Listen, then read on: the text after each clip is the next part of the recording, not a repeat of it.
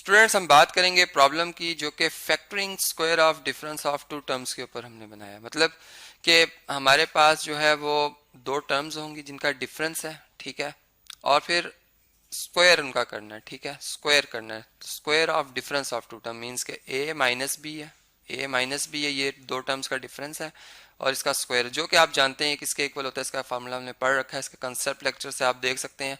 ये equal to होता है a square minus two times a b, मतलब फर्स्ट और सेकंड टर्म का प्रोडक्ट, और प्लस सेकंड टर्म का स्क्वायर, ठीक है।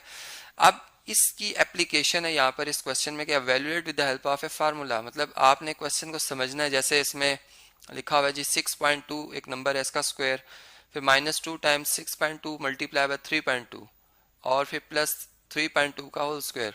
तो आप देखें इसमें जो हमारे पास ये राइट हैंड साइड है, ये हमें गिवन है, इस क्वेश्चन में गिवन है, और इसमें अगर हम इसको समझें तो हमने देखा इसमें ए जो है वो क्या है, ए है इसमें 6.2, और जो इसमें b है हमारे पास सेकंड टर्म है, सेकंड जो है वो है जी 3.2।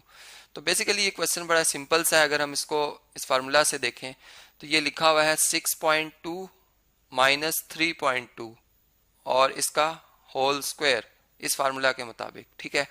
और अब अगर हम इसमें डिफरेंस ले लें ये, तो ये तो 3 बनता है, तो 3 बनता है, 3 का स्क्वायर जो कि एग्जैक्ट इसके इक्वल होता है 9 के, ठीक है। मतलब बहुत आसान सा आंसर आया, हमने बगैर कैलकुलेटर के इस तरह के जो प्रॉब्लम था इसका आंसर निकाला। अब अगर मैं कैलकुलेटर भी यूज़ करता, मैं 6.2 का स्क्वायर करता, ठीक है, या अगर मैनुअल भी चल रहे होते तो हमारा बहुत ज़्यादा टाइम इस पर सर होता, तो गलती के चांस भी ज़्यादा है, कहीं पर हम मतलब राउंड अप या राउंड डाउन करने में गलती कर दें, एक्यूरेसी भी ख़त्म हो सकती है यहाँ पर। तो इसी तरीके से अगर ये क्वेश्चन देखें आप, इसमें भी ये फर्स्ट टर्म है, ठीक है, इसका स्क्वायर है, ये सेकंड टर्म है, इसका स्क्वायर है, मतलब यहाँ पे प्लस और फिर सेकंड टर्म का स्क्वायर एकदम हमें ये इंडिकेट करता है कि हम इस फार्मूला की तरफ रुख करें, ठीक है। और फिर minus two times first term का प्रोडक्ट लिया जा रहा है सेकंड टर्म के साथ, तो बिल्कुल यही फार्मूला है, एग्जैक्ट यही फार्मूला है। अब इसको इसकी लेफ्ट साइड को राइट और राइट को लेफ्ट के साथ हम बराबर कहते हैं, तो इस जो भी हमारे उस प्रॉब्लम्स के मतलब उसकी रिक्वायरमेंट होती है उसके हिसाब से हम उसको ढाल देते हैं। तो यहाँ पर अगर आप देखें तो ये 535 जो है इसमें से माइनस होगा क्या जी 485 और इसका हम क्या करेंगे जी स्क्वायर करेंगे। तो अब 535 में से अगर 485 माइनस किए जाए तो 50 आता है, 50 आता है। देखें 35 मतलब 485 में अगर आप 15 ऐड करें तो 500 हो जाएगा, और उसमें मजीद 35 ऐड करें तो ये 35 बन जाता है। तो 50 का डिफरेंस है इनमें। अब 50 का स्क्वायर अगर आप देखें तो ये बनता है 2500। तो यहाँ से हमें इसका आंसर भी मिल गया।